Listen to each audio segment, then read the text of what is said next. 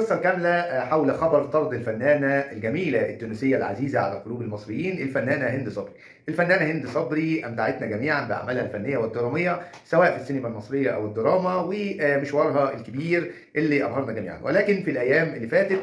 كان للفنانة هند صبري ظهور غامض كده على حالتها على انستجرام بتأييدها للقافلة الداعمة فيها إن القافلة إنها بتدعمها وإنها هتروح معاهم مع برافة، وان احنا كلنا عارفين ان دي مجرد اجراءات امنيه ما اتخذتش لسير القافله او الامر الطبيعي اللي بيتم لدخول مصر. ودخل على الخط والد الفنانه ياسمين صبري وطالب بطرد الفنانه هند صبري، وده اللي اثار الجدل على مواقع التواصل الاجتماعي، وظهر خبر طردها، ولكن الخبر غير صحيح وحقيقه الخبر هي شائعه، والسلطات المصريه لم تتقدم لهند صبري الفنانه التونسيه الجميله باي شيء من الاجراءات، وان الفنانه بتكمل تصوير مسلسلها عسل احمر والدنيا زي الفل ومفيش اي مشكله معاها، وربنا يوفقها ويوفقنا جميعا. والاختلاف في الراي لا يفسد للود قضيه، ولكن وطننا واحد وجميعا نتمتع في خير بلادنا.